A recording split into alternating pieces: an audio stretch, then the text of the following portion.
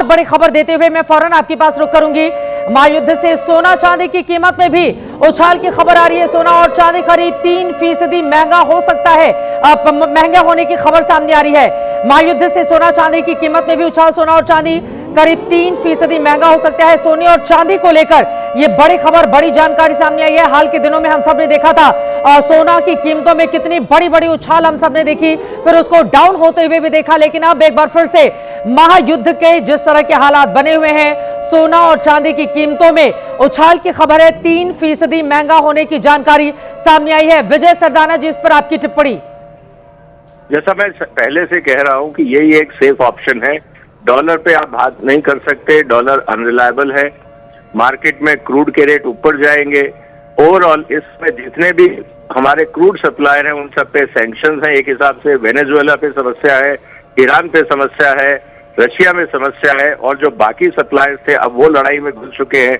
तो कुल मिला के क्रूड के रेट बढ़ेंगे और डॉलर की वैल्यू जो है वो खत्म हो रही है। अमेरिका की इकोनॉमिक कंडीशन की हालत खराब है। तो इस समय we have to play safe. ज्यादा स्पेकुलेटिव या बोल्ड डिसीजन लेने की जरूरत नहीं है। कंजर्वेटिव सोच से हमें काम करना होगा। विजय सरदाना जी, लेकिन आम दर्शकों के जहन में एक और सवाल है। हाल के दिनों में सोने और चांदी की कीमतों में एक बहुत बड़ा फ्लक्चुएशन भी हमने देखा। अचानक से उसके रेट बहुत बढ़ जाते हैं और फिर उसी हिसाब से वो गिरने भी लगते हैं।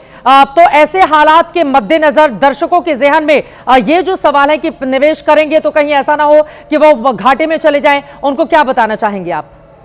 देखिए, अगर आप सट्टेबाजी करने लेते हैं तो सट्टेबाजी में आपको हमेशा टेंशन रहेगा। अगर आप आज भी सोना खरीदते हैं और आपको लॉन्ग टर्म प्लानिंग कर रहे हैं तो आपको कोई दिक्कत नहीं है। मार्केट ऊपर ही जाएगा। पिछले 50 साल का या 100 साल का आप रिकॉर्ड देख लीजिए, हर साल 3 से 5% सोना ऊपर ही जाता है।